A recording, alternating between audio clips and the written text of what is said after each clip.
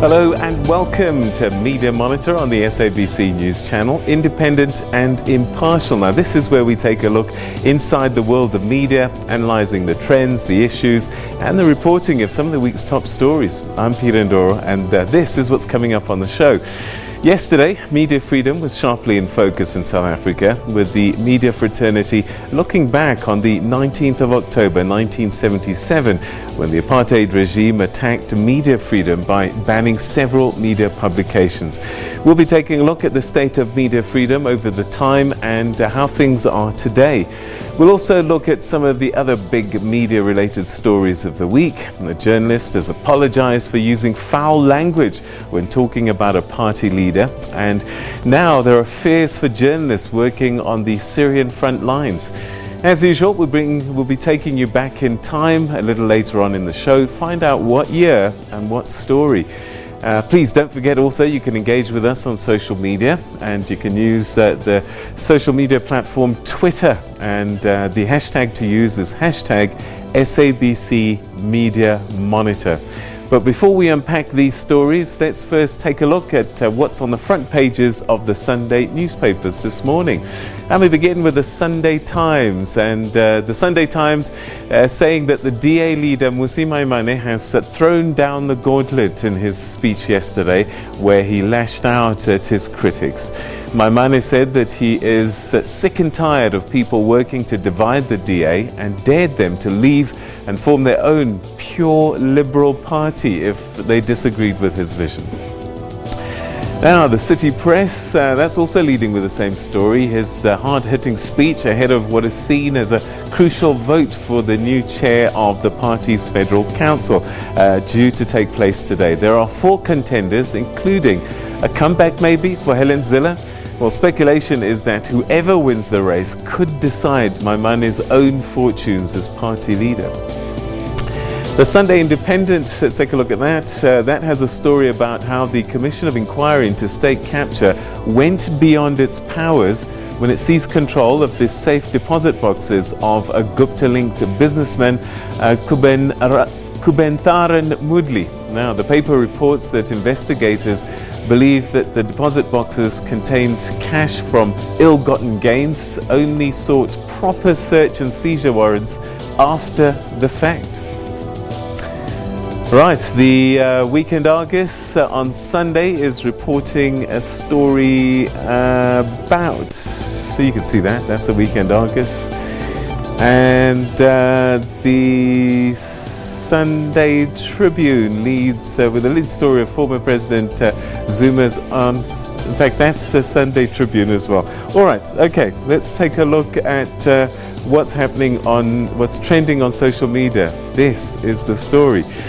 Japan versus South Africa. Yeah, quarterfinals, crunch time, and we should beat them, but it's one of those where Japan are playing above themselves, so it could be quite scary. We'll keep you updated on that, but coming up shortly, I think France versus Wales is going to be the first semi-final that's kicking off literally just now. All right, so there's so much to get through on the show this morning, and helping us make sense of these stories is my guest editor, and he's not shy to speak his truth.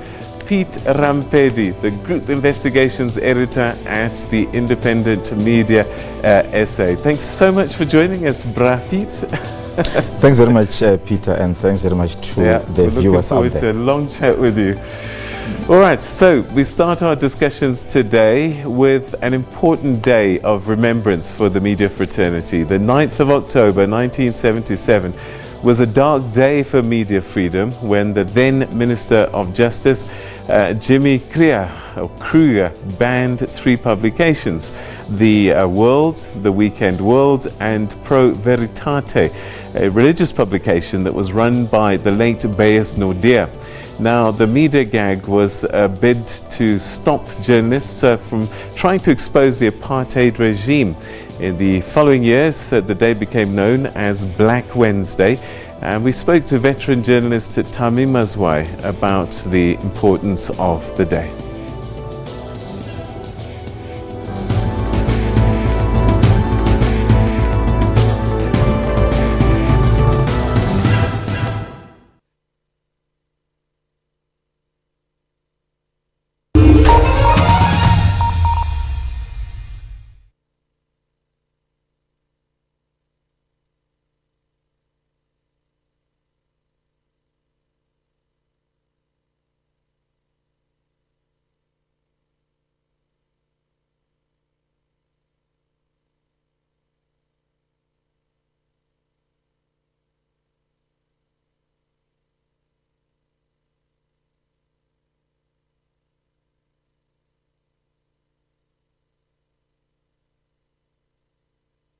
Many often share their worry about artificial intelligence taking their jobs away. The truth of the matter is that artificial intelligence does a lot of things faster and better than humans. That machine didn't make itself, it was made by a human being.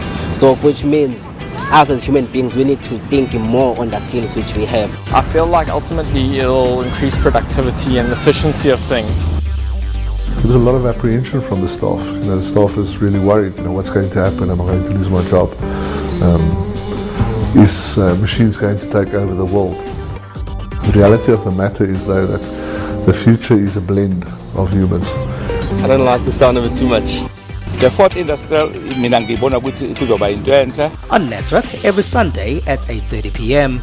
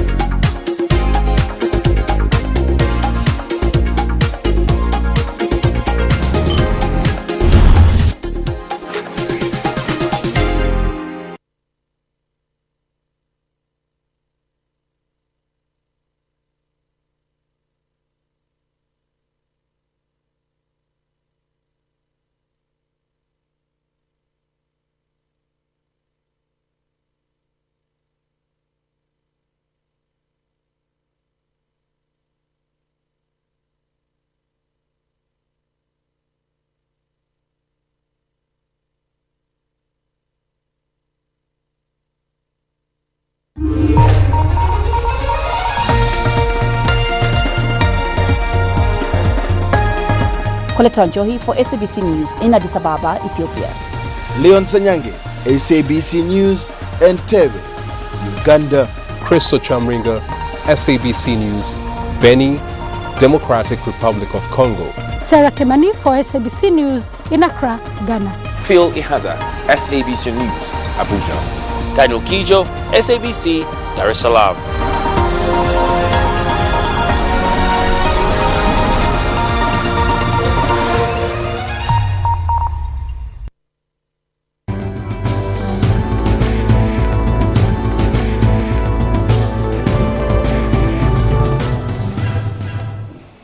Right, welcome back. You're still watching Media Monitor. Apologies, couldn't play that tape that I wanted you to see with Tammy to talk to us about going back in time, actually, to the day that the apartheid regime essentially set in motion the remembrance of Black Wednesday. But a man who was young at that time and remembers all too well the lengths that the apartheid government would go to gag the media is writer, columnist, documentary filmmaker, veteran journalist and editor of an online publication that we're going to talk about just now, Max du Preez.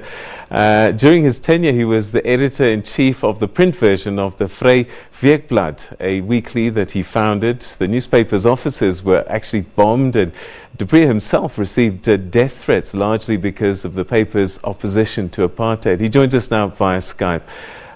Max, thanks very much indeed for joining us. Welcome to the program. Media Freedom Day was yesterday, Black Wednesday. You were a young man at the time. Take us back to that time and what was going on and your reaction. My recollection is on that morning when the news broke that I was driving down the streets of Johannesburg and the posters, the newspaper posters on the lamppost said, "Sugar bans the world." And I thought, yeah, he would want to ban the world if he could. It was a momentous occasion. And we need to remember, I think younger people don't have this kind of background. That was not a time when the African National Congress was very influential inside the country. This was black consciousness. This was the aftermath of the 1976 Soweto uprisings, and which became a countrywide uprising. Steve Biko was the strongest philosophical voice in the country at the time.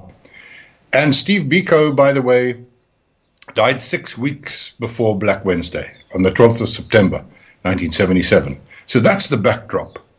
And it was the first time, you know, after Sharpeville and the banning of the ANC and the PAC and all these other organizations, the resistance to apartheid became a little bit dormant. And the National Party government, the apartheid government, became very reassured we've got it all under control. We're going to be a white republic forever. And then 76 started. And then things started bubbling up. And the government was shocked at the resistance. And this was their response: to ban the most popular newspaper in the country, to jail the editor, Percy Koboza, to ban a whole lot of other organizations, and the publication of the Christian Institute. And needless to say, it didn't work for the government because resistance got worse. It just provoked more anger. And the next highlight we have is 5 years, 6 years later, when the United Democratic Front started in Cape Town. So, you know, we talk about the banning of those publications, but they had been harassing the media for some time. Take us through some of the things that the apartheid regime would do to the media to try and keep them in line, apart from that banning. In terms of black papers, black journalists, it was slightly different because they were met with a strong arm response. Threats, disinformation, lock them up, intimidate them. White journalists had a different kind of experience. And I think government's strategy there was to put pressure on the owners and to say, toe the line or we will close you down. Toe the line or you will lose your money. And with the tiny exception, perhaps, of the Rand Daily Mail, Sunday Express at the time, most newspapers did toe the line. People wanted stability. The owners of these newspapers, mostly Anglo-American, wanted stability and said, if we don't like apartheid, they said, but if we go with these, if we encourage these voices, the country will become unstable. So it took a few years for extreme white journalists to come on board with this resistance to censorship and apartheid. All right, then you formed the Vrye Weekblad years later, but still under this oppressive regime. How was it for you? I mean, having offices bombed was a sign that you really were upsetting the regime. Yeah, again, a little bit about by the mid-80s, late 80s, the temperature was getting hot, and some of us became very frustrated with some of us journalists with mainstream newspapers' softly approach to apartheid and the government. And so the phenomenon of alternative newspapers was born. It was the Mail, which later became the Mail and Guardian, and New Nation. In Cape Town, it was South. And then came Vrye Weekblad, because all these other voices were in English. And I thought to myself, it is easy for the Afrikaans-speaking public to dismiss the news if they get it in English. You have to speak to them in their own language. And Afrikaans is my home language. So we did this really stupid, silly thing and launched an anti-apartheid newspaper in Afrikaans with virtually no money, owned by us journalists. And it was a roller coaster ride. As you said, the reaction was very strong. They bombed my offices. They tried to assassinate me twice. They sabotaged us. They dragged me to court 17 times to try and exhaust our resources. So as I sit here, I have a very long criminal record. The Terrorism Act and the Communism Act and the Internal Safety Act and Security Act New Nation and Malema were banned for short periods. Zwelakhe Sisulu, editor of New Nation, was jailed. And we just struggled on. We struggled on until 1990 happened, and eventually 1994. So looking back, it may be hard to measure, but we're talking about media freedom because of the importance of the media. How much of a contribution do you think the media in general played in eventually toppling apartheid? I think in a role. I mean, it's not something one can measure precisely, but I think this is the era before social media, remember? So if the media didn't carry the information, if the media didn't carry the voices of those opposing the regime, it wouldn't be heard at all. Now it's different. It'll be on Twitter and on Instagram and on Facebook. But then it was crucial. And my first 2 criminal convictions were exactly about that. I decided to break the law, to quote the ANC, then banned, and said, how can South Africans know what the majority party thinks? How can they make up their minds about their future if they don't know what the liberation movement is thinking and saying? And so, I thought it became an important role. In my case, in 1989, a friend of mine, really good friend of mine, Anton Lubowski, was assassinated. He was a SWAPO leader. And it led to us investigating death squads. Who did these things? And we started a whole series, starting with the exposing the existence of Vlakplaas, which was the South African police official death squad, also the Civil Cooperation Bureau, or the CCB, and the Directorate Covert Collection, which were the military wing death squads. And I thought, of course, Mail and Guardian and or the Weekly Mail at the time and New Nation did the same. We worked on these stories together. That was absolutely crucial because it showed South Africans for the first time graphically on paper and in pictures and in confessions that apartheid was a violent ideology, that there was a government in charge who did not care about the law. They would do extra legal killings and torture and kidnappings. And so I think that part was very important.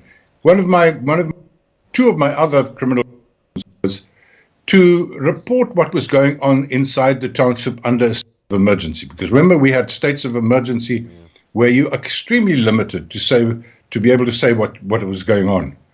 And we just felt it was our duty to break the law and say, guys, this is a state of emergency. I'm not supposed to say this. This is what's going on in Alexandra and in Tembisa and in Soweto. And I think New Nation did a very spectacular job on that, as did the Weekly Mail. All right, so let's fast forward. 42 years later, Black Wednesday still being commemorated. What's the struggle for the media now? The enemy was quite clear back then. What does the enemy look like now to media freedom? Well, the first enemy is the post society, the alternative fact society, or as some president calls it, the fake news society. We have to reestablish our own credibility because with social media, anybody can say anything. And so the media's responsibility is an extraordinarily strong one to say, we, the mainstream journalists, we have credibility. So if you read something on Twitter and on Facebook, come to us and we'll tell you if that's true or not. What kind of freedom do we have? We have absolute freedom. And I sometimes hear my colleagues complain, and I see these lists, we're number 10 in the world. No, there are virtually no limitations to media freedom in South Africa. The limitations we have, we impose on ourselves by not being representative of the entire country, of all classes and all regions. by undermining our own credibility. Those are the enemies. And Peter, there is another that I dare to touch on this morning. That is the phenomenon of business people starting media houses to serve their own commercial interests. And we saw that with the Gupta brothers and ANN7 and the New Age. And dare I say, we have a situation with Dr. and independent newspapers. Now, that is an unhealthy thing. But, I think we soldier on. We have the protection of the Constitution. We have the protection of the South African public. We have to fight the populist movements trying to make all journalists suspect. And the only way we do that is be good journalists, good citizens, and with high credibility. All right. So the World Press Freedom Index released earlier this year said that South Africa is satisfactory, which is the second best category after good.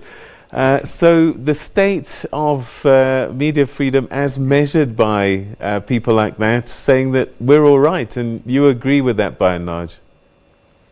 Yeah, I would say we're better than all right. I would have placed us much higher on the list. I think where we do slip in those kind of formal lists of our media is the access that we get to government, and the fact that in some the government has a wide-ranging press conference once a week. And I think that's one place where government is lacking. It's not communicating so well. But no, I think we have nothing to complain about. Most of our struggles have been self-inflicted. We have a magnificent constitution, our freedom. And I'm very, very happy to operate in this space and to say my own is myself. If I am credible, if I am attractive to the reader and the viewer and the listener, then I will be successful and serve this democracy. All right. Well, the last time I spoke to you, you had just relaunched the Vrye Weekblad, but this time online. Can you give us an indication of how things have gone since the launch? Yeah, it was, Peter, it was a very uncertain thing. What would this kind of thing work? There's been a bit of pressure because, let me just remind viewers that we lost a court case in 1993 against the former Deputy Commissioner of Police, activists, and we sat and he took us to court, and we lost the case in the highest court. And we had to close our doors in the beginning of 1994. And there's been a need for a progressive voice in Africa since. But we can never, it's too expensive. And last year we thought, why don't we do it online? And it was a gamble, and it really paid off. So vryeweekblad.com builds on the same progressive base as the old Vrye Weekblad. We are a paper for all South Africans with a democratic, non-racial view. The only difference is we use the Afrikaans language. And we have a nice writing style. We do quirky stories. We do important stories. We host voices that would very seldom be heard in Afrikaans. And working, we are behind a paywall. And I think we're very close to be cutting even. And I see great growth, and I'm having huge fun with it. Well, we wish you the best of luck with that journey going forwards. Thanks so much indeed for taking us back in time, helping us remember, and also to keep us conscious about how important to make sure that media is free. Thanks so much, Max de Vrye. Thanks, Peter. All right, that was Max de Vrye talking to us. As you said, he's the editor of the relaunched Vrye Weekblad, and he says that things are going well there. We'll chat to him again sometime just to catch up with him, but I think he's given us food for thought, certainly, and I'm going to explore some of that with my guest editor today, Pete Rampeli. Stay with us for that.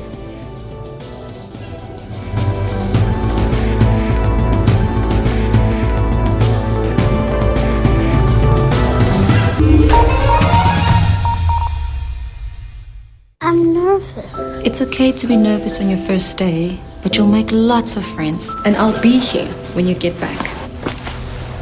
With iWise Life Insurance, I provide for my family. Get 1 million Rand cover from just 189 Rand per month with iWise Life Insurance. For a quote, SMS Live to 48853. Next thing we knew, there was literally about 500 people in the streets.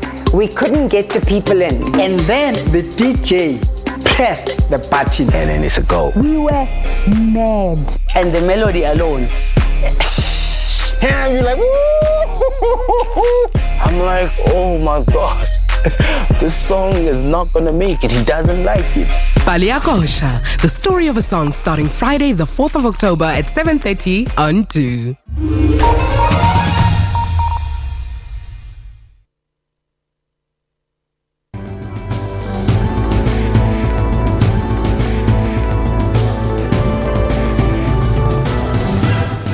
Welcome back. You're still watching Media Monitor. Now, the South African National Editors Forum, Sanef, held its 4th annual Black Wednesday Gala dinner to commemorate those who fought for freedom of the press and those who continue to do so. The Deputy Governor of the Reserve Bank, Kubed Naidu, delivered the keynote address.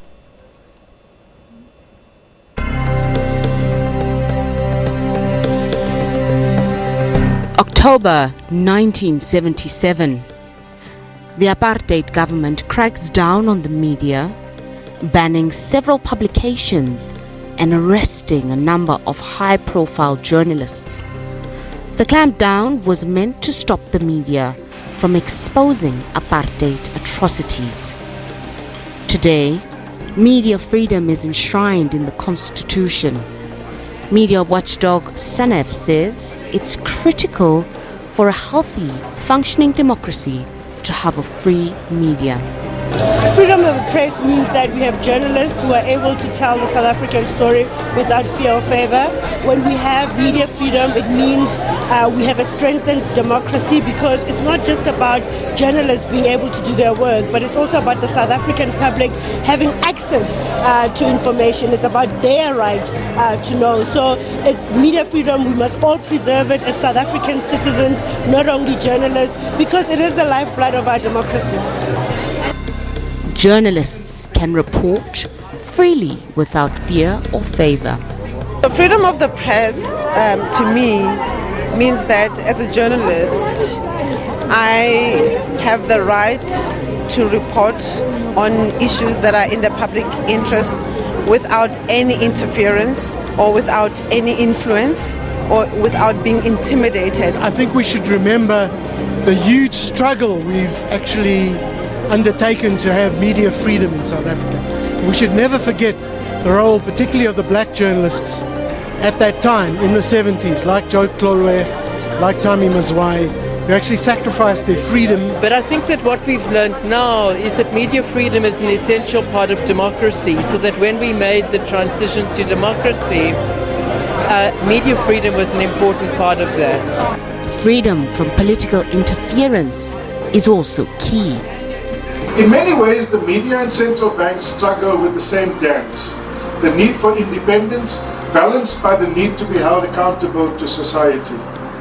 Journalistic integrity rests on the need to be independent of political interference and commercial independence, commercial imperatives, but at the same time hold public trust through being accountable for what they say, write, publish, or broadcast.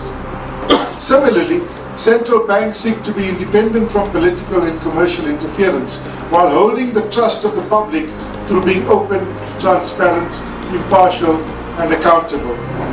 The commemoration of Black Wednesday comes as some sections of the local media face increasing harassment and intimidation, as well as job cuts.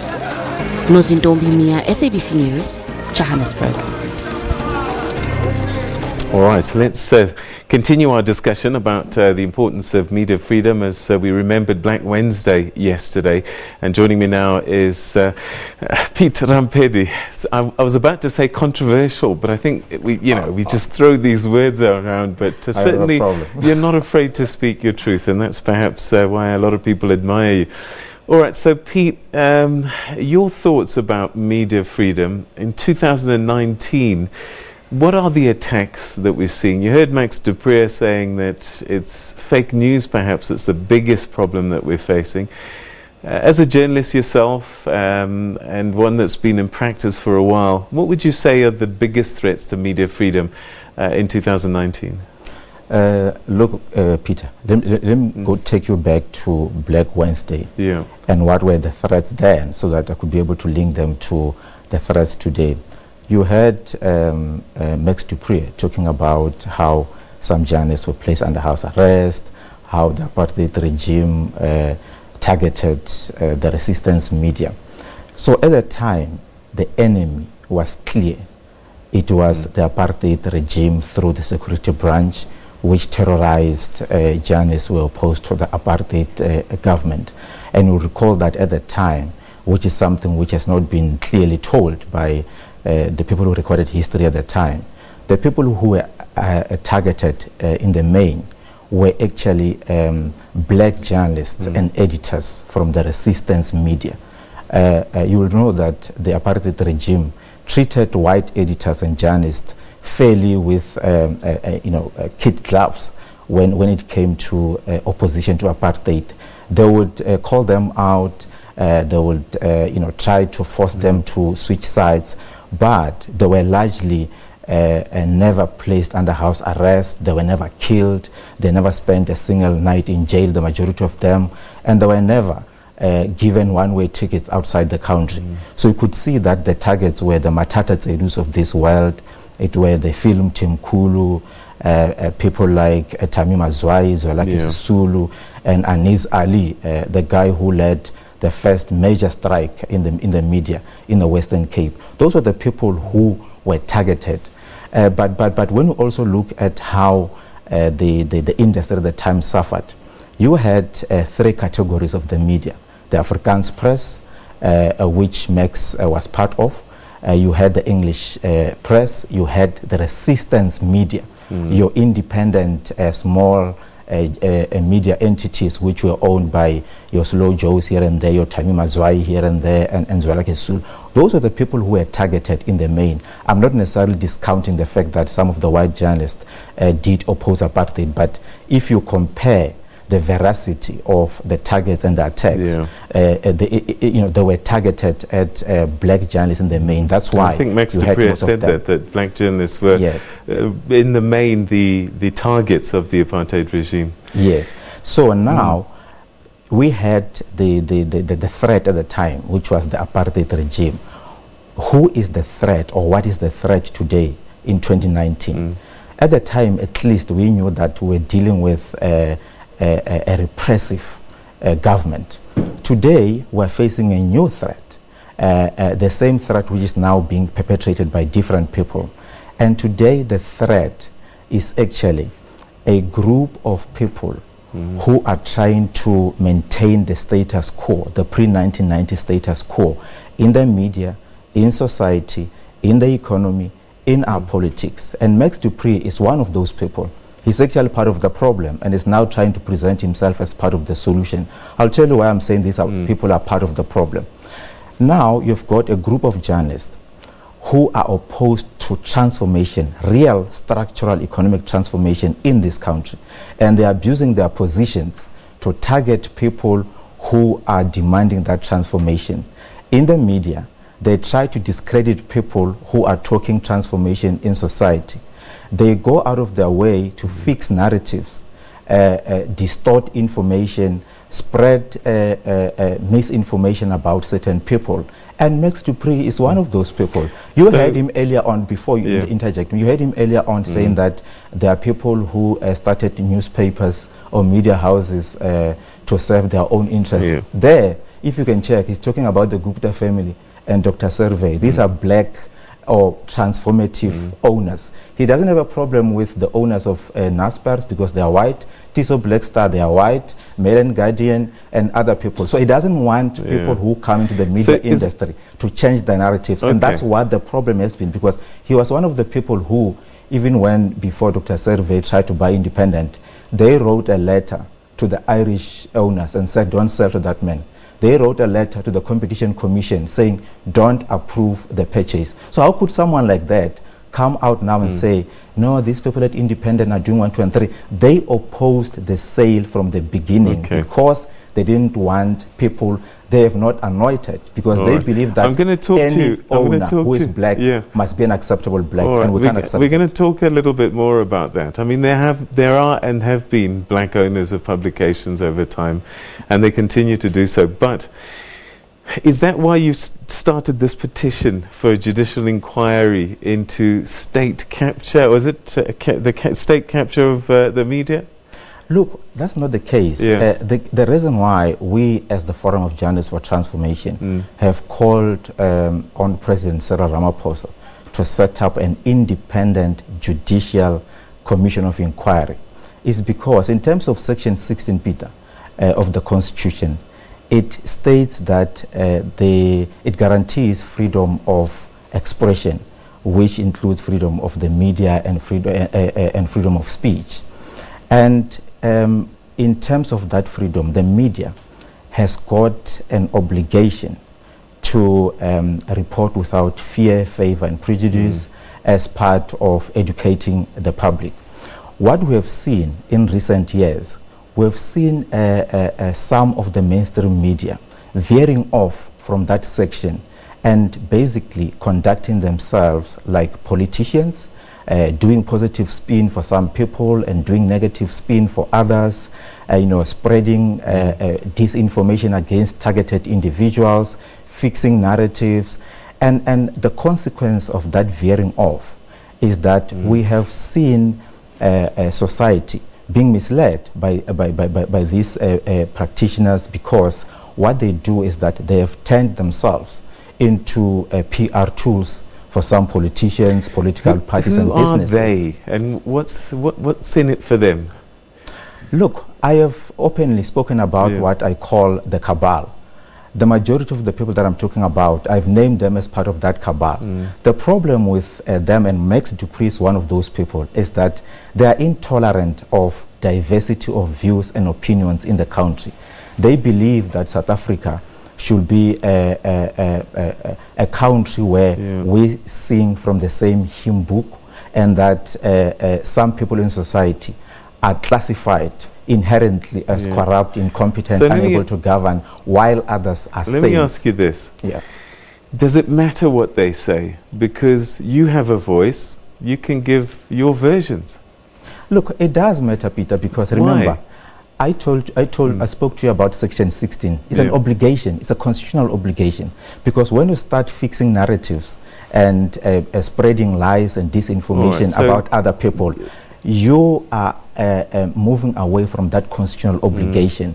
And how it affects members of the public is that you are denying them their right to freedom of speech and expression. Where have they been found lying, though?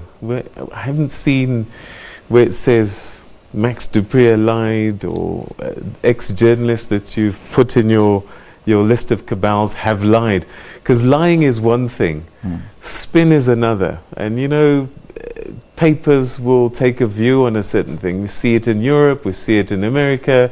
You know that the Guardian is going to spin for Labour, and you know that the Times is going to spin for the Conservatives.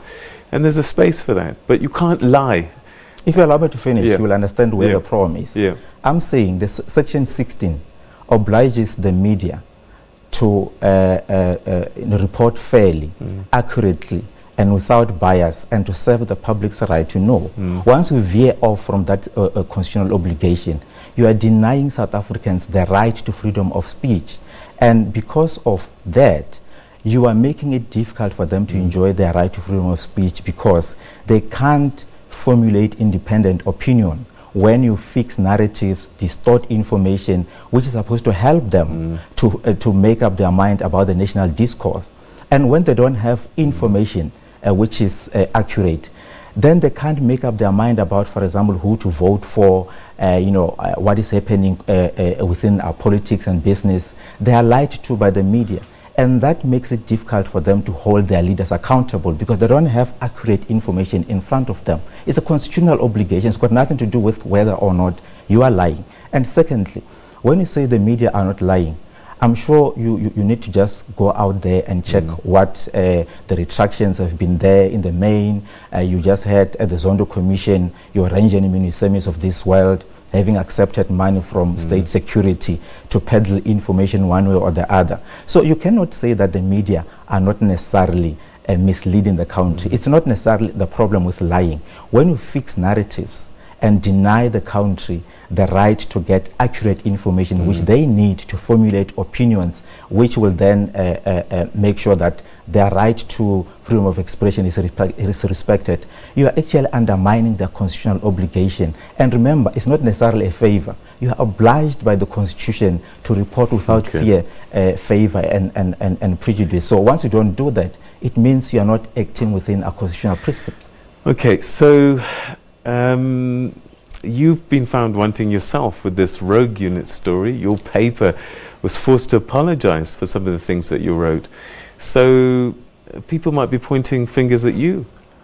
When you say I've been found wanting, let's start there. When, by who, and in what way? Well, it looks like the Inspector General of Intelligence is investigating this issue even as we speak now, and that you're named there as those that, amongst others, tried to discredit SARS. You see, the fact that you can't even mention without reading there who found me wanting and how, is because I've not been found wanting by anybody. You are just being misled by the same cabal, which include Max Dupree, which doesn't want us to report on certain people. I'll give you the correct information about the rogue unit. I've not been found wanting. When we started reporting on the rogue unit in 2014, 7 independent reports or investigations were conducted by different people. The first one was the Ganyani report, which was commissioned by Ivan Pillay when he was at SARS. It came out and said the rogue unit existed and it was unlawful. Then there was a second a report commissioned by Ivan Pillay again, not Tom Moyane, the Sekakane report, which was a panel of 3 lawyers headed by Sekakane, which investigated this matter thoroughly. They summoned records, emails, got oral evidence from implicated parties. They released a report saying the rogue unit existed and it was unlawful. Then there was the Judge Kruon report. I know that Judge Kruon later somersaulted at some point, but he was not an individual investigator there. He led a panel of tax experts, about 7 to 11, who came out and said there was a rogue unit, it was unlawful. When he was convinced one or the other, I don't know by who, he later said, no, I retract my report, but it was not necessarily an individual report. In the same way, if you have a full bench ruling against me, if Pitandoro 10 years later says I was wrong, the full bench's ruling doesn't get changed because one of them said they were wrong. Then there was the investigation by the Inspector General of Intelligence, Faith Khadeb, the former Inspector General. He came out as well, she came out as well and said the rogue unit was unlawful. So you've got 4 out of 7 now. Then we had what people like quoting, the Nugent inquiry. Nugent did not investigate the rogue unit. His mandate was to invest tax administration and governance problems and possible corruption at SARS. When people approached him, Luther Leville was one of them, and said, we want to testify on the rogue unit. He said, no, guys, this is not part of my terms of reference. If you want to deal with that issue, you are free to approach law enforcement agencies. But because he made a remark in passing to say, I don't think it was unlawful, people like quoting that as if it's gospel truth. Then you've got the current public protector who came out and said the rogue unit was unlawful. So now, because there's been a lot of political changes in the country, you have implicated parties like Johan van Logerenbeck going back to the same office, which is the Inspector General of Intelligence, to say, I want you to investigate Peter and Pete. How could we have the same office investigating the same matter twice simply because you didn't like. You know what? We're running out of the time, unfortunately, and I think I'm going to have to get you back in so we can really sort of flesh it out in its entirety. But we're going to take a quick break, and when we come back, we'll have more for you. And Peter's going to be with us still, so stay with us.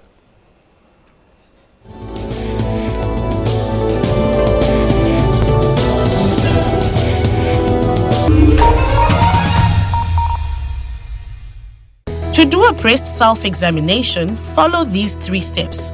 Check for any visible breast changes with your arms at your sides, overhead, firmly pressing your hands on your hips and bending forward.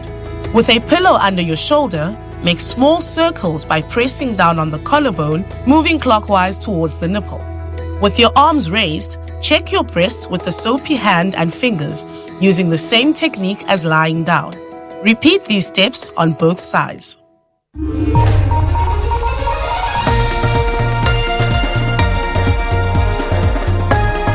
Collector Njohi for SABC News in Addis Ababa, Ethiopia. Leon Sanyange, SABC News, Entebbe, Uganda. Christo Chamringa, SABC News, Beni, Democratic Republic of Congo. Sarah Kemani for SABC News in Accra, Ghana. Phil Ihaza, SABC News, Abuja. Daniel Kijo, SABC, Dar es Salaam.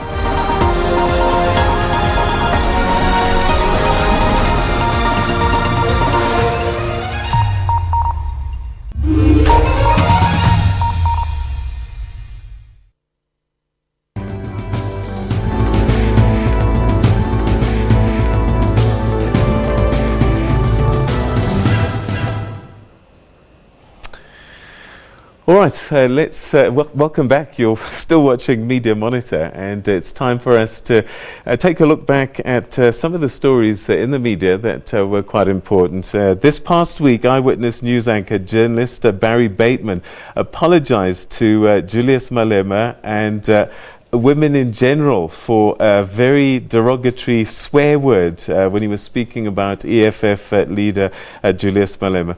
Bateman was actually caught on camera using an Afrikaans slang word for female genitalia, referring to Malema. Now, the journalist was chatting to a fellow reporter at the time after Malema's media briefing outside the offices of the Priority Crime Unit, the Hawks, in September. Bateman was suspended for a month without pay, but it's since emerged that a crowdfunding campaign has managed to raise enough money to cover his salary. All right, so that's what happened to Barry Bateman. Let me ask you this. So he's suspended, without pay, and this crowdfunding comes in to raise money for his salary that he lost. The question is, crowdfunding can do whatever they want, but can he in good conscience accept the money? Because if he does, it's not really an apology, is it?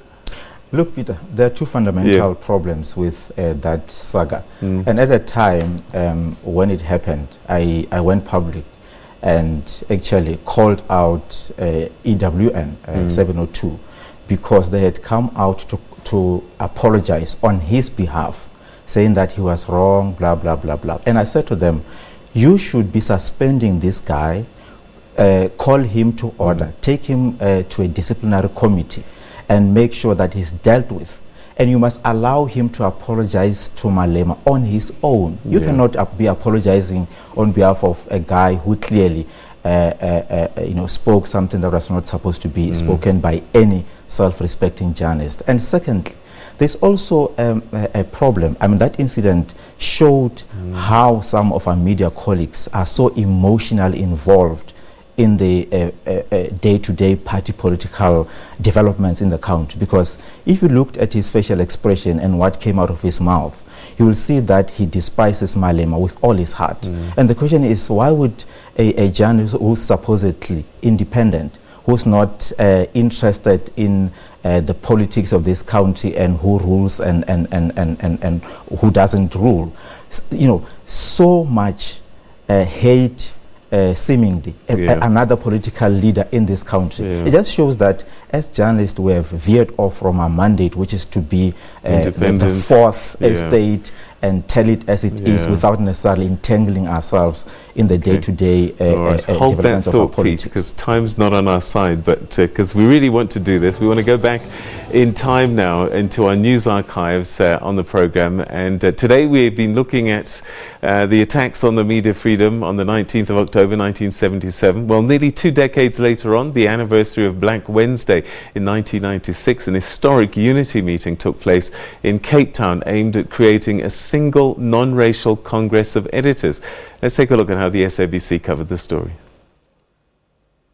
South Africa's news media are poised to become more united than ever. This is the shared sentiment of more than 50 of the country's editors and top journalists. They gathered in Cape Town today for the historic unity meeting aimed at creating a single, non-racial Congress of Editors.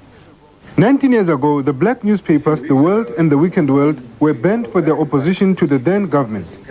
Nowadays, the media in South Africa is operating in a much more liberal environment. The conference began after months of discussions between the Black Editors Forum and the largely white Conference of Editors. This in itself is a stark reminder of the racial divides that still separate journalists' opinions in this country. Conference of Editors Chairperson, Mr. Anton Haber of the Mail and Guardian, pointed out today that both organizations had much more in common than what separated them in the past.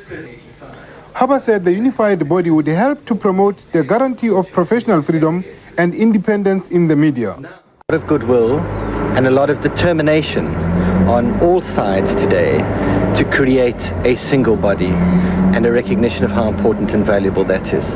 Mr. Tami Mazwai, chairman of the Black Editors Forum, was critical of the white-owned media, saying it needed to employ more blacks. We want newsrooms to reflect the new South Africa rather than to reflect the old South Africa.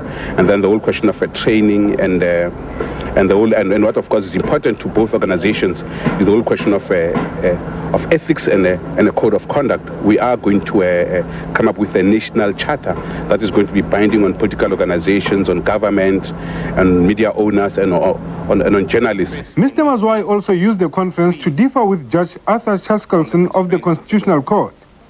Judge Chaskalson told the Commonwealth Media Conference earlier this week that he thought it was permissible for the police to subpoena journalists to force them to reveal their sources of information. The new Conference of Editors hopes to address issues like this. I think it's absolutely important because for centuries now, decades now, the editors in this country and the journalists in this country have been speaking with different voices. We now need a voice that will speak for all editors, for journalists in this country. It is in fact a symbol of the transformation which is taking place in the country as a whole.